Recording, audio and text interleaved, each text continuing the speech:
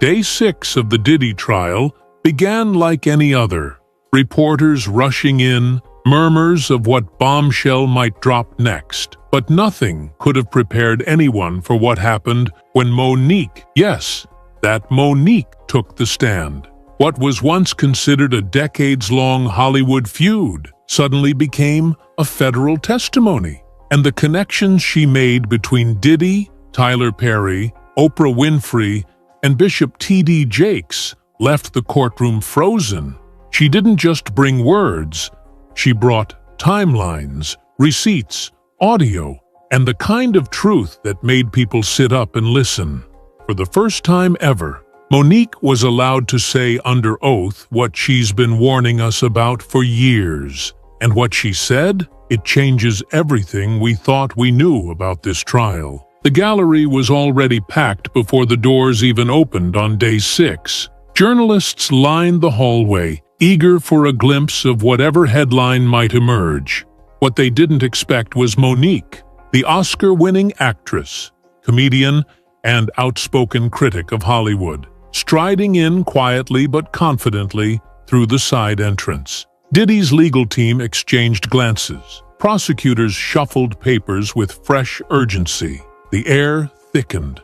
Nobody had her name on any expected witness list, but the moment she took the stand, the energy in the room changed. Diddy, dressed in a charcoal suit, visibly tensed. He leaned in toward his lawyer, whispering with a hint of confusion. Cameras weren't allowed in the room, but sketch artists captured the moment his trademark stoicism faltered.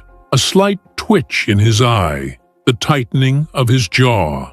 Nique sat upright, her voice firm from the first word. "I was asked here to speak the truth, and that's what I intend to do." For years, she'd warned the world about what happened behind the velvet curtains of Hollywood. She'd told stories about being blackballed by Tyler Perry, Oprah Winfrey, and Lee Daniels. People laughed it off, said she was bitter, that she was overreacting. But now, seated under oath in a federal courtroom, those same warnings were being taken very seriously. The judge gave her permission to read from a timeline she had prepared. It chronicled her personal dealings with the individuals now circling this trial like vultures, the exact dates of meetings, phone calls, broken promises, and offers made in back rooms under the guise of opportunity. Prosecutors nodded along, some already referencing notes from Cassie Ventura's earlier testimony. And just like that, the trial wasn't just about Diddy anymore. Nique's second statement wasn't aimed at Diddy directly, it was aimed at Tyler Perry, and it landed like a missile. She described a private phone call with Perry in 2018, during which he admitted that her blackballing from Hollywood had been unjust. "He told me he was wrong," Nique testified. "He said he would apologize publicly. He never did. Instead," she says, Perry told her that if he publicly apologized, it would blow back on people who weren't ready to be exposed. When asked who he was referring to, Nique looked directly at the jury and said, "Puff, that's who he was worried about. Puff Daddy, Diddy, whatever you want to call him."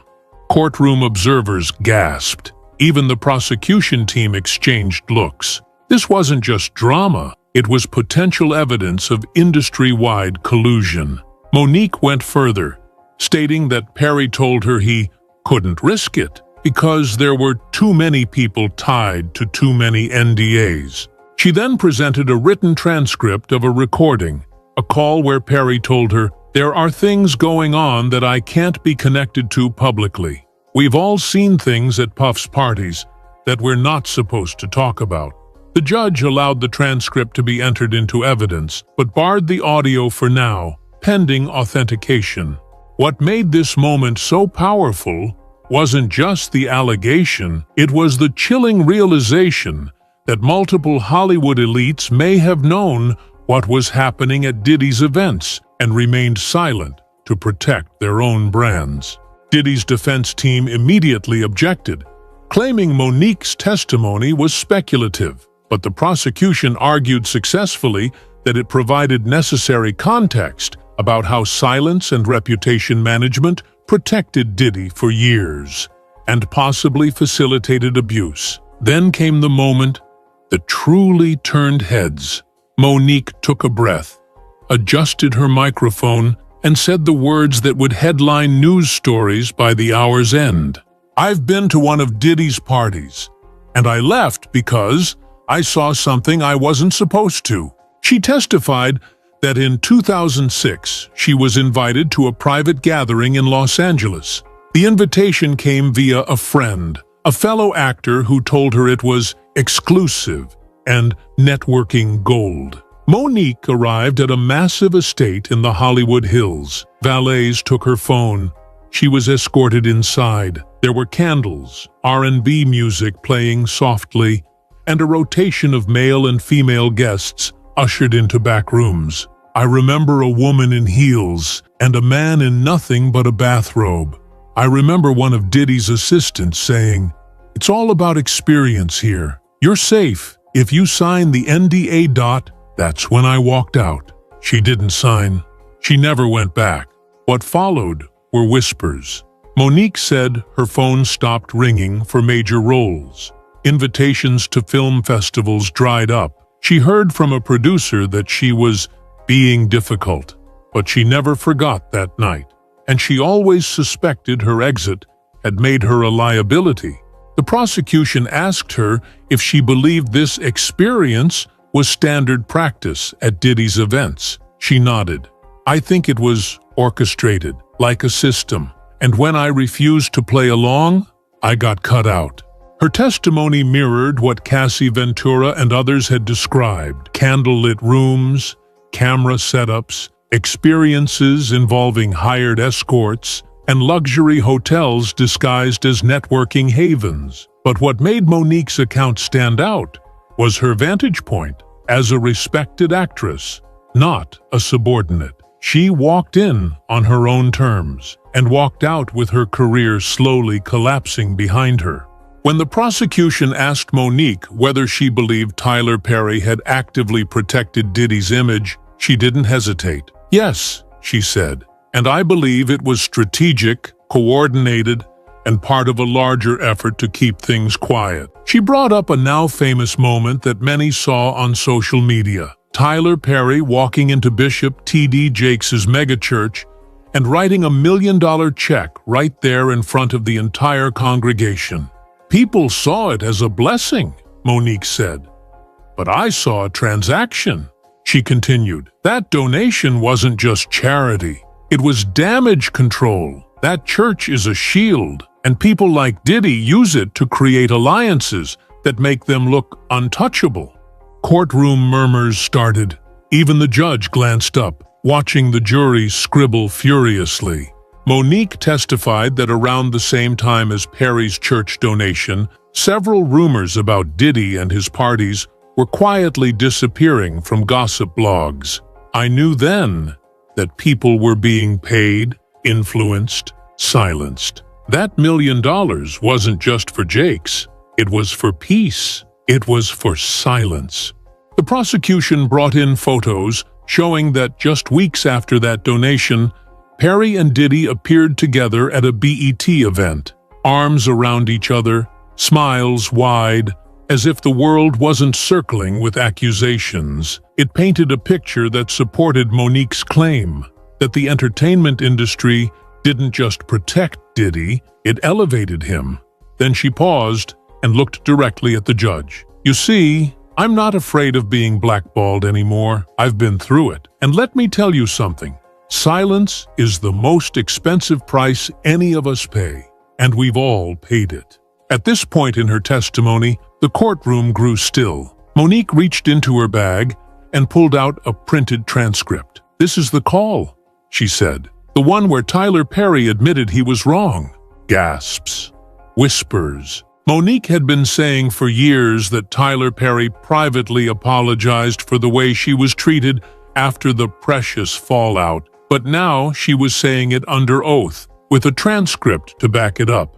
"I recorded the conversation. He knew. I told him. He said he was fine with it. She handed the papers to the bailiff, who delivered them to the judge. The judge scanned the top lines, then nodded for the prosecution to continue. In the transcript, Perry reportedly says, "I know I messed up. You were never difficult. You just didn't want to work for free. I should have said that publicly." Then he pivots, allegedly telling Monique, "But I can't go public. Puff's name's wrapped up in too much right now." Prosecutors used this moment to explain how Hollywood elites, even those with clean reputations, were afraid of the fallout if Diddy's secrets unraveled.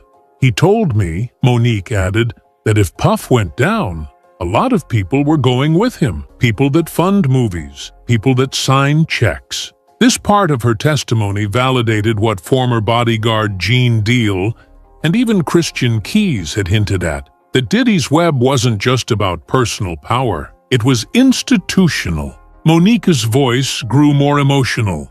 "He had a chance to clear my name. He didn't, because he was protecting something bigger than me, something darker than anyone wants to admit."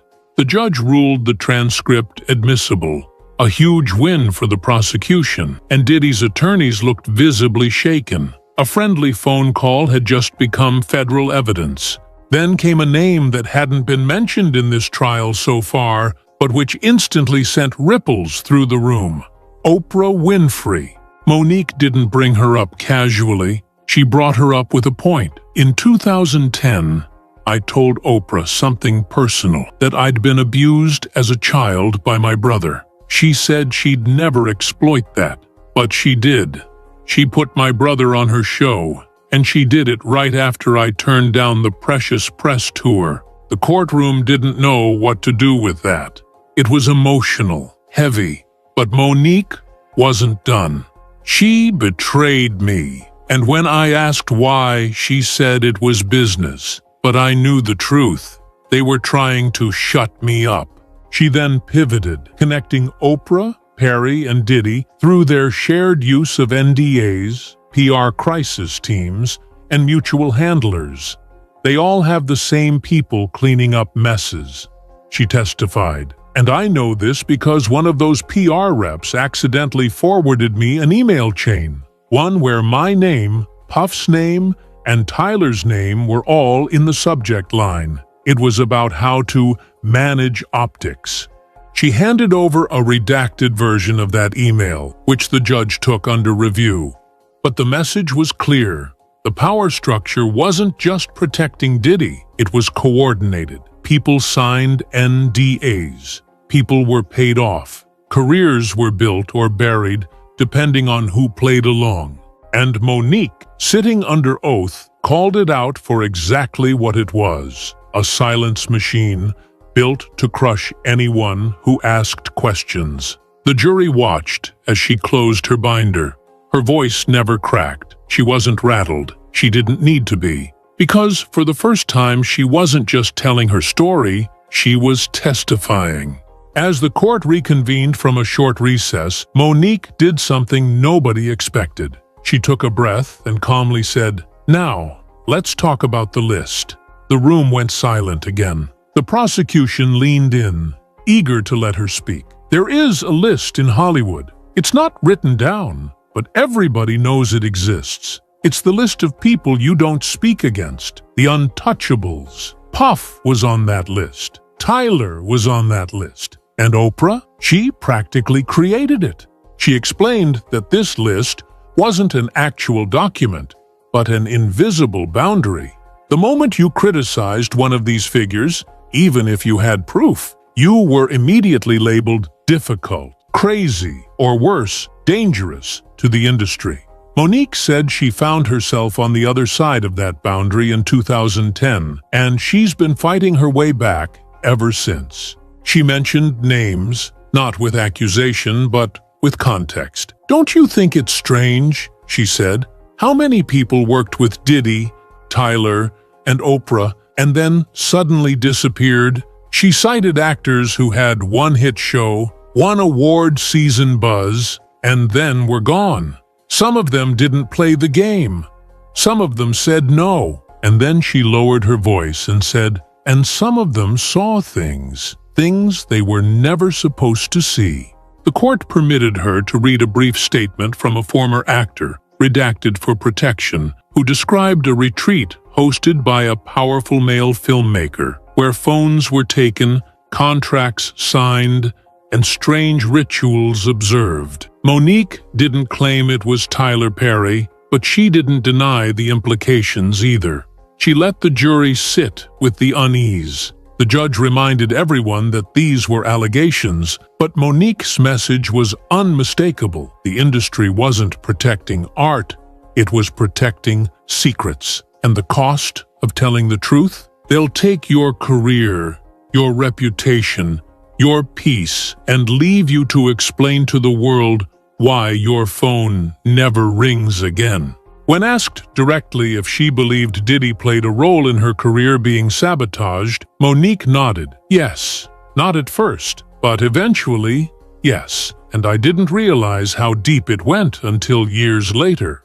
She explained that after the Precious campaign fallout, when the blackballing began, she received a call from a junior executive who had worked at Revolt TV, Diddy's media company. He told me, and I quote, "You rubbed the wrong people. It's not just about Tyler and Oprah. Puff don't like noise either."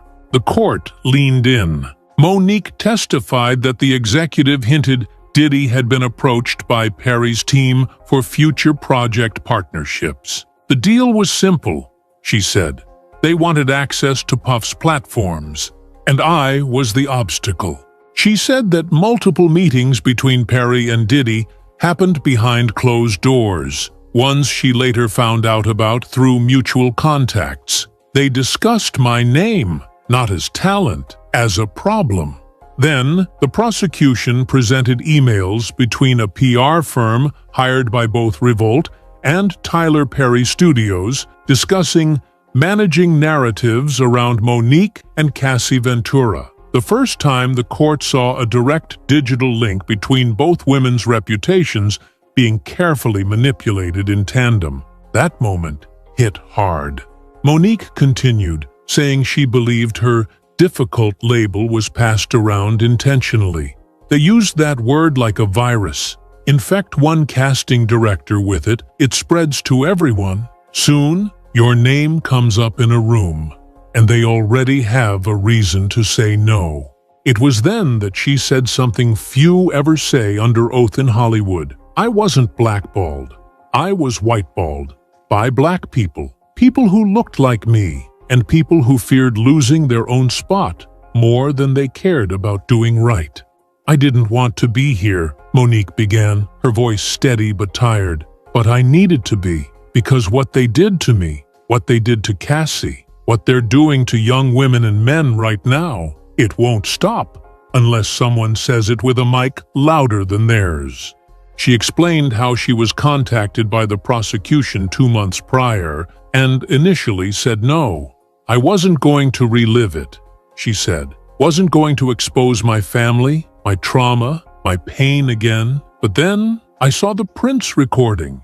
I saw Diddy shouting in court. I saw Cassie break down on the stand. That's when she said she broke. Monique described her final decision to testify as a moment of spiritual clarity. I heard my grandmother's voice saying, "Baby, don't let them write your story without you in the room." And I knew I had to come. Her final minutes on the stand were devastating. The prosecution asked, "In your opinion, Miss Jackson, what was the root cause of this entire system of silence?" Monique answered, "Fear. Everybody in this industry is scared. Scared to lose a job, scared to lose a deal, scared to lose relevance, and scared to tell the truth because people like Puff, like Tyler, and yes, like Oprah, have made it very expensive to do so." She looked toward Diddy and said quietly, "You thought nobody would talk, that you built an empire strong enough to silence everybody, but now you're sitting in silence, and I hope you finally hear us." As she stepped down, court reporters described Diddy as visibly shaken. His hands trembled. His attorney whispered furiously.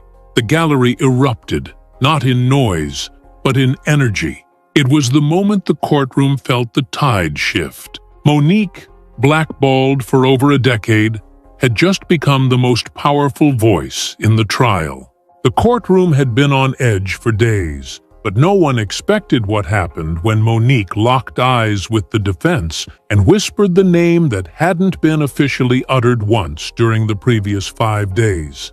Tyler Perry. It wasn't a scream. It wasn't dramatic. It was quiet, controlled, like someone finally removing a loaded weapon from a locked drawer. You want to talk about power? You want to talk about silence? Ask Mr. Perry why I was blackballed after refusing to work for free. And then look who stood beside him at every event, the gallery gasped. At first, the courtroom seemed confused. Tyler Perry wasn't on trial. His name wasn't in the indictment. But Nique's implication wasn't about legality. It was about culture, about the system, about who protected who.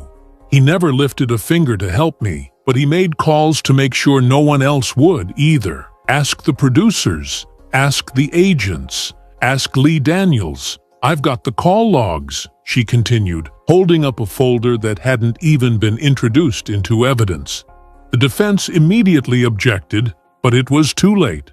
The jury had heard it. A major Hollywood name. A man many believed was untouchable.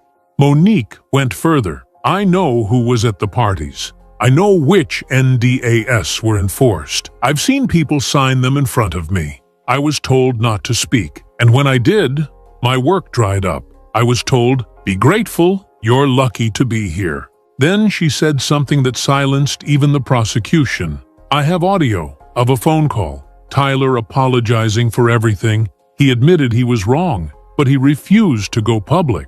He said it would ruin everything. She stared straight ahead.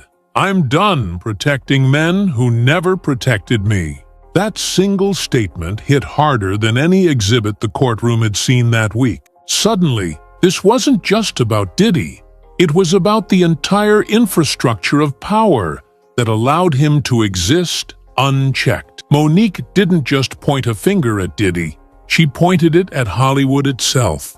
And for the first time in the trial, jurors were looking beyond the man sitting at the defense table. They were looking at everyone who helped him stay there. If you're enjoying this story, kindly do us a favor and subscribe to our channel. It is free and won't cost anything, but it means the world to us. We're just a small channel trying to grow.